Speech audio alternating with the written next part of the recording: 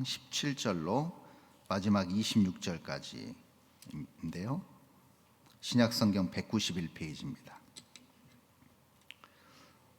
제가 25절까지 읽고 마지막 26절은 합독하도록 하겠습니다. 형제들아, 너희가 알지 못하여서 그리하였으며 너희 관리들도 그리한 줄 아노라.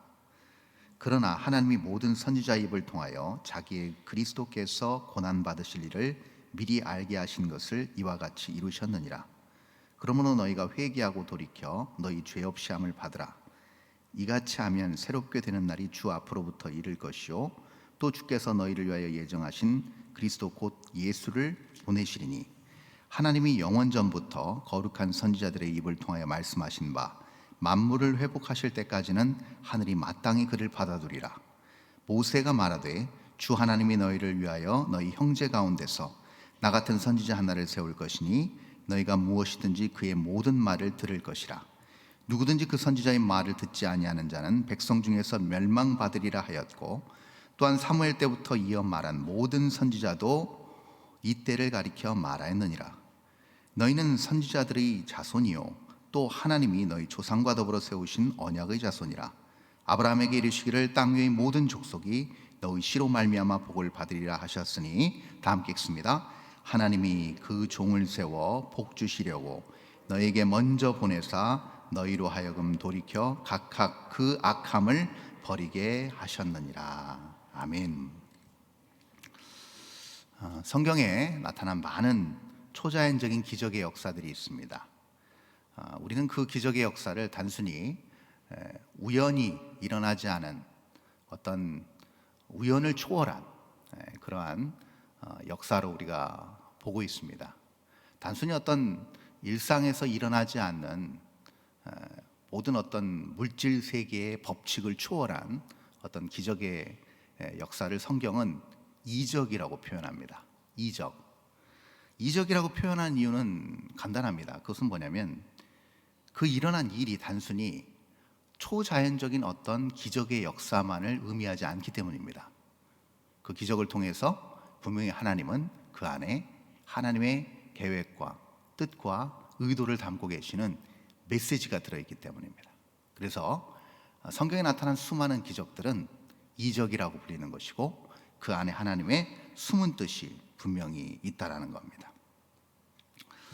그러면 하나님께서는 왜 종종 이렇게 이적을 베푸시고 당신의 뜻을 그 상황 가운데, 그 회복되는 그 모든 과정 가운데 인간이 상상할 수 없는 놀라운 일을 통해서 왜 하나님은 그런 일을 이루실까? 그것은 다른 것이 아닙니다. 인간의 제한적인 속성, 또 인간이 제한적인 속성 가운데서 겪는 많은 어려움들은 다 죄로 인해 비롯된 것임을 우리는 잘 알고 있습니다. 그래서 그 죄로 나타난 모든 결과물의 종결이 어딘가 결국은 사망입니다. 그래서 모든 인간은 그래서 사망을 피할 수 없고, 사망의 관문은 분명히 여기 계신 저와 여러분 누구나 통과해야 되는 마지막 인생의 종착역입니다. 근데 그 사망에 이르는 그 과정 속에서 많은 또한 어려움이 있습니다. 우리가 아픔을 겪기도 하고 어려움을 겪기도 하고 환난과 고통과 문제 가운데 헤어나지 못하는 이유 또한 죄와 무관하지 않습니다. 분명히 죄로 인해서 겪는 아픔과 문제와 어려움이 존재한다는 것이죠. 그래서 하나님은 종종 당신의 메시지를 그 모든 죄에 억눌림화된 모든 상황과 여건과 환경을 초자연적으로 극복해 하시고 회복해 하셔서 모든 어떤 죄의 결박을 물리적으로 풀어내시는 역할까지 많은 하나님의 사람들을 통하여서 이루시는 것을 우리는 알 수가 있습니다. 그런 맥락에서 이러한 어떤 원리에서 따져봤을 때 오늘 지금 사도행전 3장 우리가 읽은 말씀은 아주 대표적인 그런 예라고 할 수가 있을 것입니다. 우리가 잘 아는 말씀입니다. 성전 미문에서 구걸하는 나면서부터 걷지 못하는 척수장애인 또는 척추장애인이 되겠죠.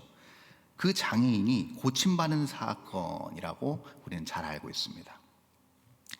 보통 우리는 그 사도행전 3장을 읽으면 이 이야기, 성전 미문에서 나면서부터 걷지 못하던 안진뱅이가 요한과 베드로의 그 나사렛 예수의 이름으로의 치유의 선포를 통해서 벌떡 일어난 사건을 우리는 이 사건의 메인 스토리라고 우리는 보통 그렇게 알고 있습니다. 그 3장 6절의 말씀이 아주 대표적으로 유명한 말씀이죠. 금과 은은 내게 없거니와 내게 있는 것을 내게 주노니 나사렛 예수의 이름으로 일어나 걸으라. 아주 유명한 말씀입니다. 그래서 우리가 이렇게 금요 기도회 때 환우들을 놓고 기도할 때도 우리가 기도하지만 똑같은 이 마음을 품고 하나님, 제가 금과 은은 없습니다. 어떤 어떤 의학적 어떤 그런 지식도 없습니다. 그러나 분명한 것은 나사렛 예수 그리스도께서 그 환우를 지으신 우리 주님께서 반드시 그 아픈 부위를 온전히 회복시켜 주셔서 반드시 건강한 모습으로 일어나게 될 줄 믿습니다. 그렇게 선포하면서 우리 기도하지 않겠습니까? 그래서 우리는 보통 이 본문을 보면 그렇다, 금과 은 물리적으로 뭔가 인간의 노력이나 인간의 지혜나 인간의 경험으로 치유할 수 없는, 회복할 수 없는, 그리고 극복할 수 없는 이런 부분들을 나사렛 예수의 그 능력의 이름으로 선포하며 믿음으로 나아갈 때 하나님께서 회복시켜 주신다, 하나님께서 치유해 주신다, 하나님께서 거뜬히 일으켜 세워 주신다 라는 그런 어떤 적용을 우리는 보통 이 3장에서 많이 해보곤 합니다. 그런데 이 3장 전체를 놓고 봤을 때 그것은 한 부분일 뿐입니다. 한 부분적인 부분이고 전체적인 깊은 핵심 부분은 사실은 그게 아닙니다. 그래서 오늘은 제가 그래서 일부러 3장 뒷부분을 읽었습니다. 앞에 부분은 너무나 우리가 잘 아는 이야기이기 때문에 뒷부분에서 우리가 이 부분을 잘 우리가 영적으로 또 성경적 관점에서 이것을 잘 해석하고 우리의 삶 가운데서 이 스토리가 어떻게 적용되어야 될 것인지를 우리가 한번 살펴볼 필요가 있습니다. 이 이야기는요, 그러면 무엇을 설명하고 있는 것인가? 지금 성전 미문에서 요한 사도와 베드로 사도가 이 안진뱅이를 일으킨 이 사건은 결국 무엇을 우리에게, 2000년이 흐른 지금 이 시대를 사는 우리에게 무엇을 알려주고 싶은 것일까?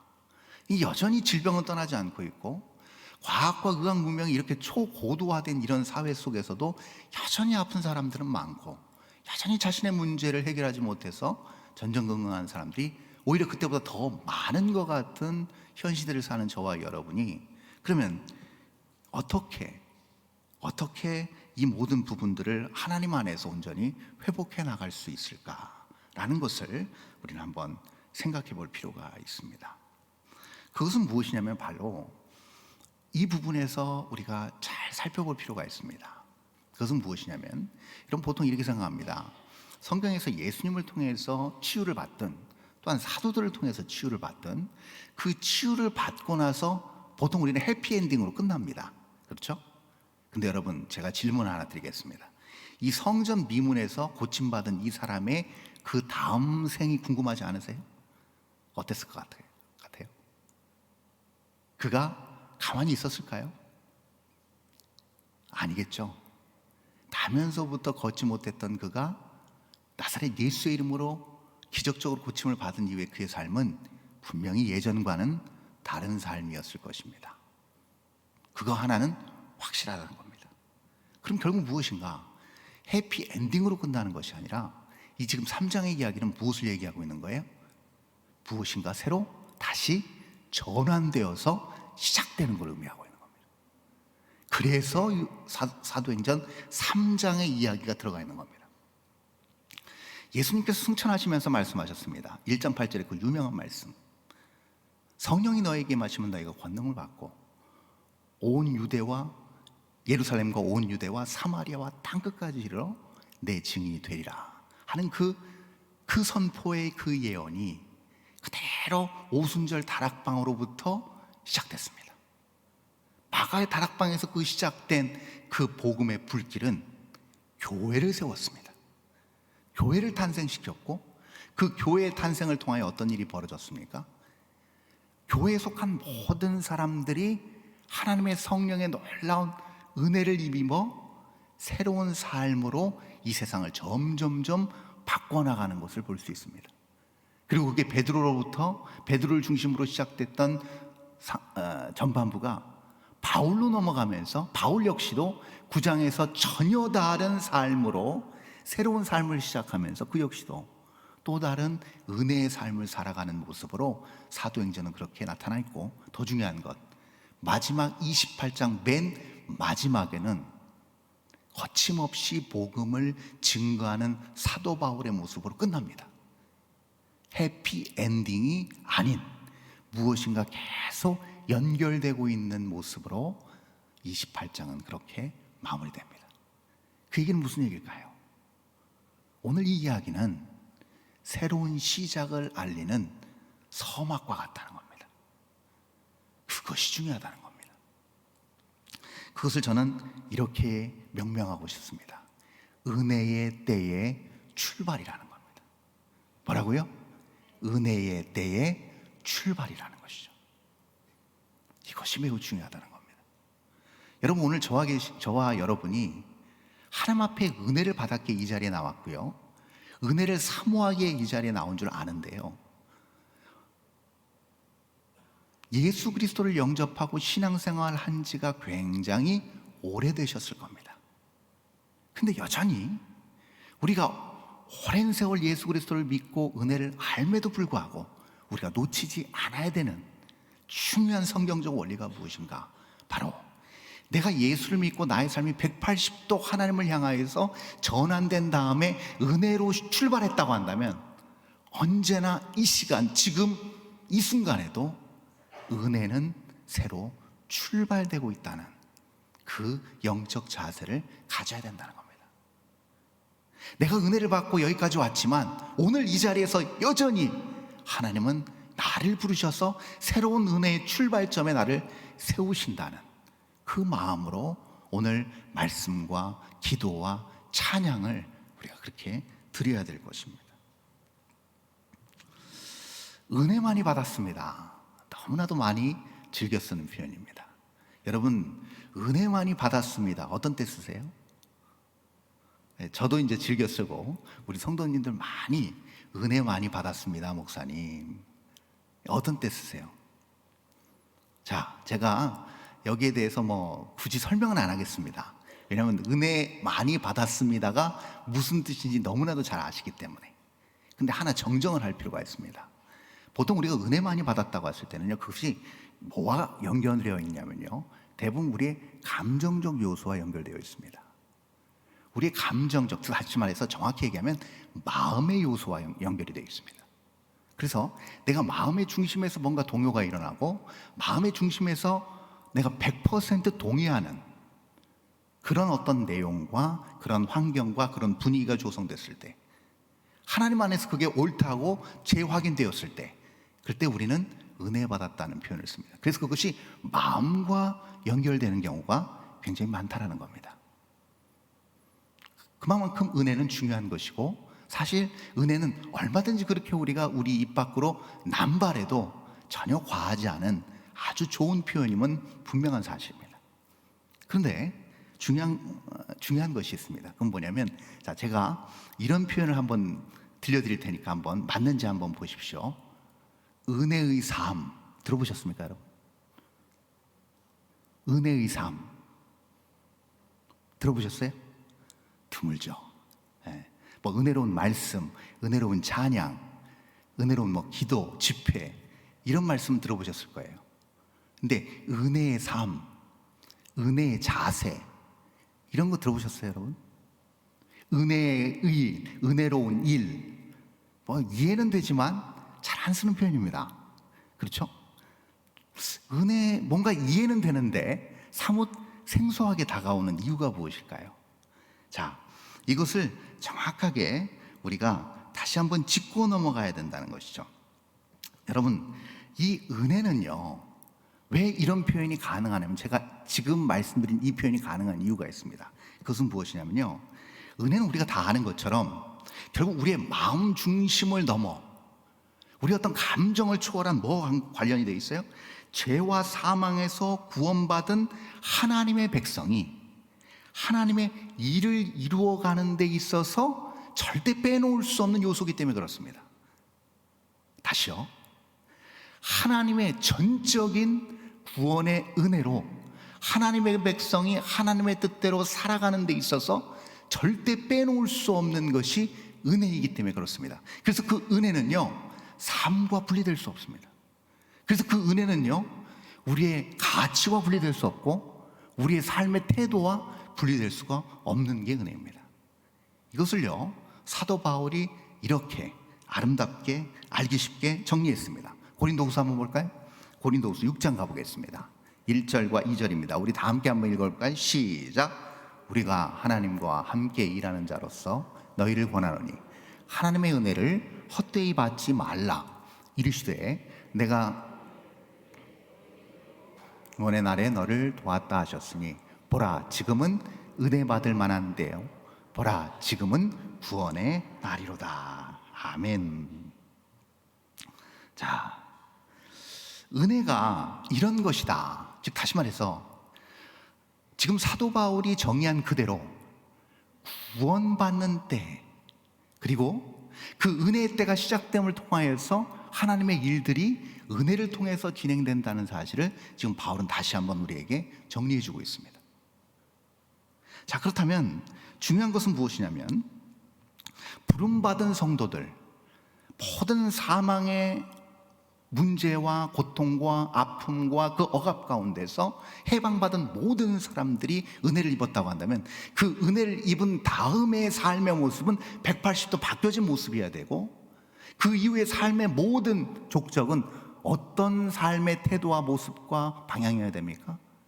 은혜로운 삶의 모습과 방향이어야 된다는 겁니다. 그래서 결코 은혜는 단순히 예배당 안에서 1시간 남짓한 예배나 말씀을 듣고 거기서 마음의 감동과 어떤 깨달음을 얻음과 동시에 그걸로 기쁘다, 감사하다, 충만하다로 끝나는 것이 아니라는 겁니다. 모든 성경적 건전한 은혜는 결국 무엇으로 귀결되는가? 삶의 변화로 귀결됐고, 삶의 능력으로 귀결됐고, 삶의 선한 영향력으로 귀결이 된다는 겁니다. 그것이 진정한 은혜라는 것이죠. 자, 그렇다면 우리가 이 은혜를 온전한 은혜됨으로 간직하고 이것을 온전히 발현시킬 수 있는 방법에 대해서 오늘 본문이 우리에게 잘 보여주고 있는데요. 자, 본문 18절과 20절을 한번 보도록 하겠습니다. 18절과 20절입니다. 먼저 18절 제가 읽겠습니다. 18절 이렇게 나타나 있죠. 그러나 하나님이 모든 선지자 입을 통하여 자기의 그리스도께서 고난받으실 일을 미리 알게 하신 것을 이와 같이 이루셨느니라. 자, 뒤에 제가 색깔 칠해놨습니다. 자, 먼저 18절이죠. 이루셨느니라, 이 표현입니다. 자, 은혜가 어떤 형태를 먼저 가지고 있는지를 지금 알려주고 있습니다. 그것은 무엇이냐면, 은혜는 과거에 우리에게 이미 주어졌다는 사실입니다. 물론 새로운 은혜는 계속 우리에게 공급됩니다. 그러나 궁극적인 은혜는 우리에게 주어졌다는 것을 지금 언급하고 있습니다. 이미 주어진 은혜를 얘기하고 있는 것이죠. 자, 그럼 한번 20절 볼까요? 그 다음 20절 한번 볼까요? 이렇게 나타나 있습니다. 또 주께서 너희를 위하여 예정하신 그리스도 예수를 보내시리니, 이렇게 표현되어 있습니다. 보내시리니. 자, 이 얘기는 무슨 얘기예요? 미래형으로 되어 있습니다. 보내실 것이라는 겁니다. 즉 다시 말하면 이 얘기는 초림 예수 그리스도께서 승천하신 다음에 재림 예수로 다시 오실 그때를 얘기하는 겁니다. 그때 다시 보내실 때 미래를 얘기하는 것이죠. 다시 말해서 아직 오지 않은 궁극적 은혜를 얘기합니다. 자, 그러면 이미 우리는 은혜를 받았고 아직 오지 않은 은혜가 존재한다는 것을 얘기하는 겁니다. 자, 이것이 모두 다 완벽하게 하나님의 말씀 안에서 1.1획도 오차 없이 다 실행될 것이고 다 이행될 것인데, 이미 우리에게 주어진 은혜와 앞으로 주어질 이 은혜 사이에 오늘 말씀의 제목처럼 우리는 어떤 시대를 살고 있다는 거예요? 5글자로 은혜의 시대를 살고 있다는 겁니다.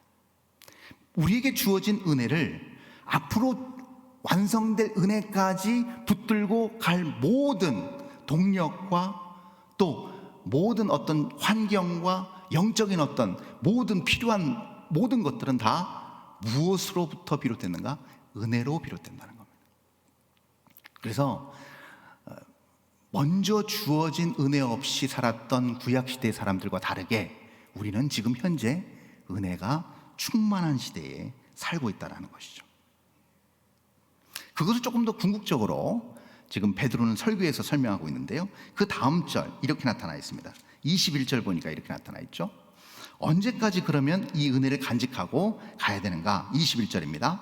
하나님이 영원 전부터 거룩한 선지자들의 입을 통하여 말씀하신 바 만물을 회복하실 때까지는 하늘이 마땅히 그를 받아두리라, 이 표현을 쓰고 있습니다.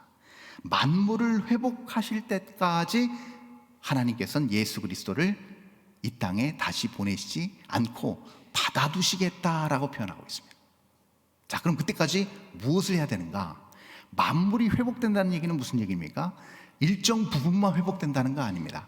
만물 전체가 회복된다는 겁니다.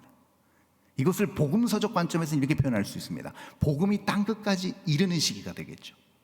복음의 놀라운 은혜의 역사가 온 지구촌 전역에 만연할 때겠죠. 다 퍼져, 곳곳에 다 퍼져 있을 때겠죠. 그때 만물이 회복되고 그 시기가 도래하면 예수 그리스도께서 다시 이 땅에 온전한 은혜의 성립과 완성을 위해서 오신다는 것을 지금 얘기하고 있는 것입니다.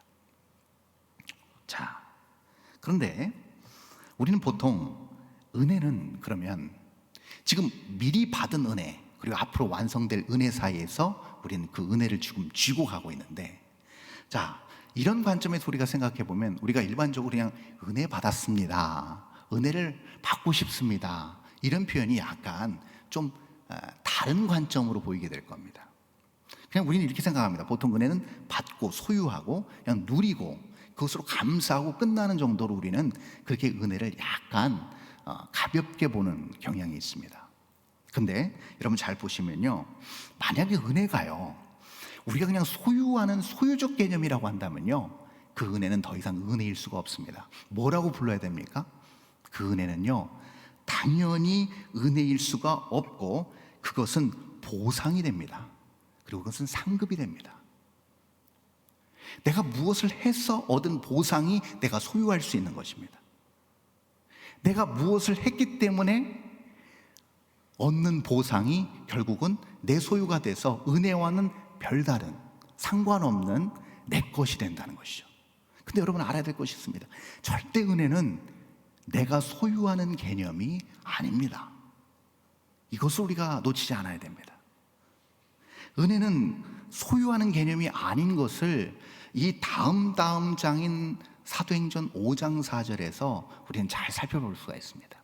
사도행전 5장에 보면 굉장히 충격적인 사건이 하나 나옵니다. 아나니아와 삽비라 이야기가 나오죠. 자신의 전답을 다 팔았습니다. 그리고 나서 전체를 다 팔아서 다 바친 것처럼 베드로를 속이고 하나님을 속여서 바로 그 자리에서 즉결처단 당해서 죽은 아나니아와 삽비라 이야기가 나옵니다. 근데 그때 베드로가 이런 이야기를 합니다. 5장 4절에 이렇게 나타나 있죠. 자, 이렇게 나타나 있습니다. 땅이 그대로 있을 때에는 내 땅이 아니며 판 후에도 내 마음대로 할 수가 없더니 어찌하여 이 일을 내 마음에 두었느냐, 이런 표현합니다. 베드로가 이게 지금 아나니아한테 한 말입니다. 자, 이게 무슨 말일까요? 자, 이 말입니다. 내가 가지고 있는 땅, 또 그 땅을 판 돈, 네 거 아니니? 네가 소유한 건 아니니? 근데 그것을 왜 속여서 한 부분은 너가 챙기고 한 부분은 다 주님께 바친 것이냐 속여서 이러한 죄를 지었느냐라고 지금 베드로가 되묻고 있는 겁니다. 자, 그 얘기는 무슨 얘기입니까? 누구도 너에게 이 전답을 다 팔아서 하나님께 바치라고 강요한 사람이 없다라는 겁니다. 전적으로 은혜 받은 바나바 같은 경우에 은혜를 받았기 때문에 이 모든 것을 감사함으로 자발적으로 능동적으로 하나님 앞에 바친 것이지 바칠 의무는 없었다라고 얘기합니다. 자, 이 얘기를 조금 쉽게 해석하면 무슨 얘기일까요? 지금 아나니아의 마음속에 어떤 마음이 있었을까요? 그가 자기가 판 밭의 전부를 다 하나님 앞에 드리지 못한 이유가 무엇일까요? 그건 다른 게 아닙니다. 바로 그의 소유욕에서 비롯됐는데요, 그 소유욕이 어디까지 갔다는 얘기입니까? 은혜까지도 소유하고 싶은 욕망을 그가 가지고 있었다는 겁니다. 이것이 큰 죄악이었다는 것이죠. 자신의 능력으로, 자신의 부로 하나님의 은혜까지도 소유하고 싶어 했던 그 아나니아를 하나님은 절대 용납하실 수가 없었습니다. 여러분, 똑같습니다. 하나님의 은혜를 내 방식, 내 방법, 내가 원하는 대로 내가 소유하고 내 마음대로 좌지우지 하려고 할 때 어떤 현상이 일어나는가? 당연히 그 안에서 진정한 하나님의 생명력은 빠져나가게 됩니다. 생명을 유지할 수가 없는 것이고, 아까 제가 서두에 말씀드린 수많은 사망의 요소들이 그를 무너뜨릴 수밖에 없습니다. 그래서 죽은 겁니다. 여러분, 많은 사람들이요, 임의라는 신앙에 갇혀 사는 경우가 굉장히 많습니다. 이미 받은 은혜, 이미 누리는 많은 구원의 역사, 이런 거에 갇혀서 진정으로 하나님께서 오늘 우리에게 부어주시는, 허락하신 진정한 은혜를 놓치고 있는 경우가 종종 있습니다. 여러분, 단순히 돈으로 은혜를 살려는 것은 어떤 마음인가 하면요, 종종 이렇게 비춰지기도 합니다. 많은 사람들이, 특별히 한국교회 그리스도인들은 너무나 많은 열심을 냅니다. 교회에서 신실하게 봉사하고 선교하고 전도하고 은혜에 보답하기 위하여 많은 일들을 감당합니다. 근데 그것을 우리가 알아야 됩니다. 은혜는요, 제가 아까도 말씀드렸습니다, 일방적으로 상급이 아니고 보상이 아니기 때문에 아무 조건 없이 나에게 먼저 주어진 것입니다. 즉, 다시 말해서 예수 그리스도께서 먼저 나를 찾으셔서 나에게 와주신 겁니다. 내가 예수 그리스도를 찾은 게 아닙니다. 내가 예수 그리스도께 먼저 간 것이 아닙니다.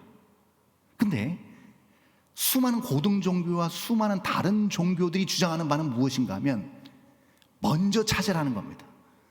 먼저 역동적으로 능동적으로 신을 찾으라고 얘기합니다. 진리를 찾으라고 얘기합니다. 은혜를 찾고 간구하라고 얘기합니다. 물론 은혜를 사모하는 것은 바른 신앙인의 자세입니다. 은혜를 맛본 사람이 그 은혜를 망각한다? 여러분, 있을 수 없는 일입니다. 세상에 그 어떤 보화보다도, 그 어떤 영광보다도 비교할 수 없는 그 은혜를 받았는데 어찌 사모하지 않을 수 있겠습니까? 그런데 그 은혜를 내가 소유하려고, 내가 그 은혜를 무엇인가 찾으려고, 내가 그 은혜를 어디서 만나려고 내가 인위적으로 노력하는 것은, 여러분, 그것은 임의의 신앙에 갇혀버린 안타까운 신앙일 수 있다는 겁니다.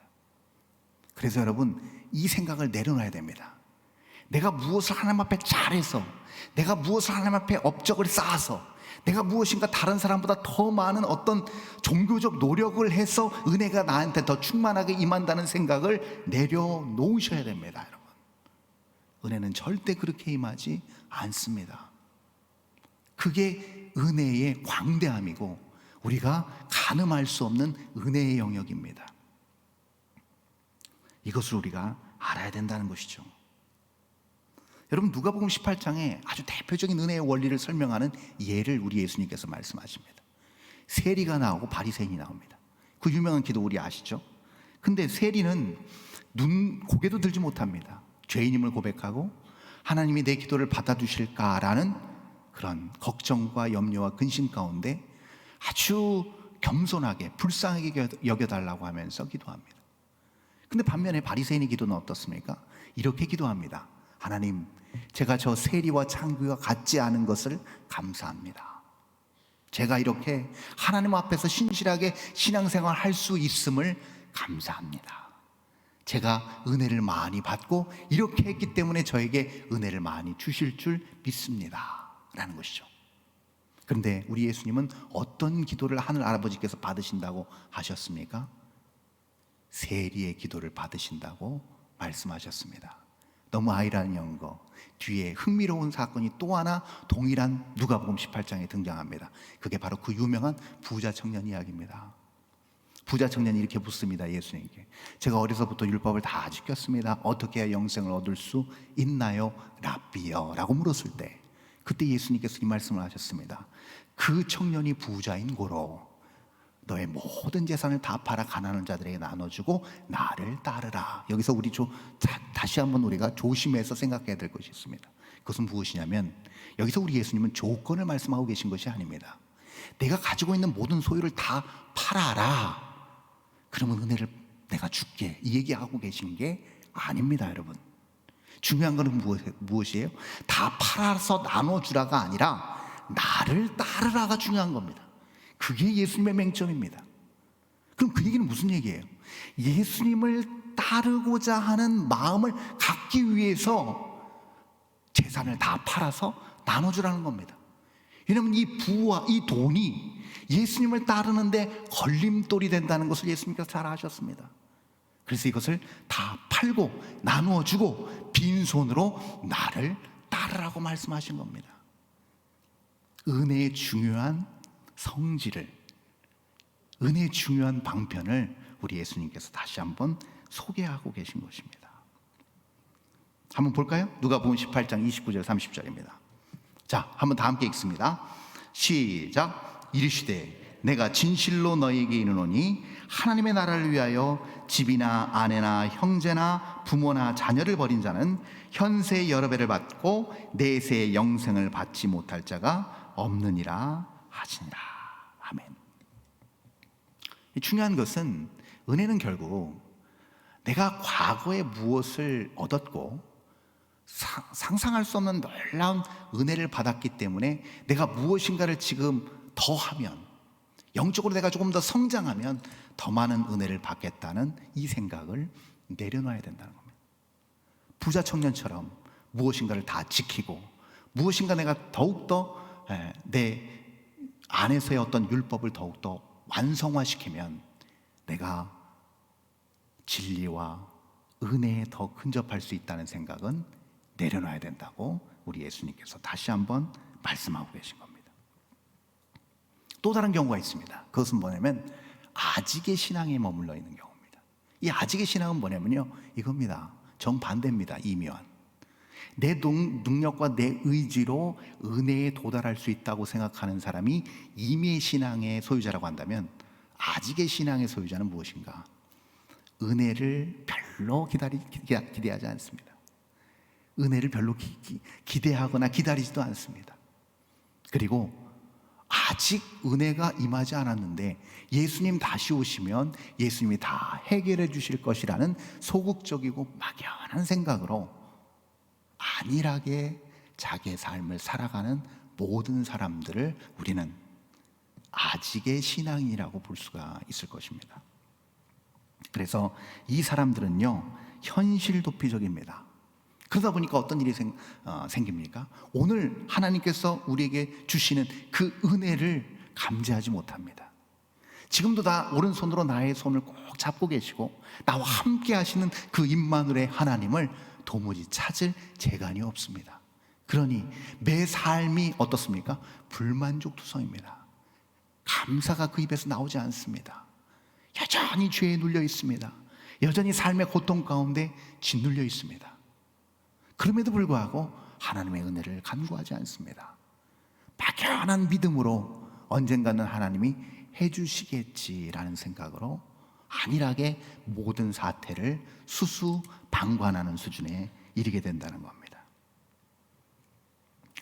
그런데 여러분, 이러한 임의의 신앙이나 아직의 신앙이 아닌 오늘도 하나님께서 나에게 그 놀라운, 내가 아무것도 아니지만 베풀어 주신 그 은혜를 맛볼 수 있는 가장 건전한 방법이 있습니다. 그 건전한 방법이 무엇인가? 오늘 본문에서 우리는 그것을 발견해낼 수 있습니다. 22절입니다. 본문 22절 한번 다 함께 읽을까요? 시작. 모세가 말하되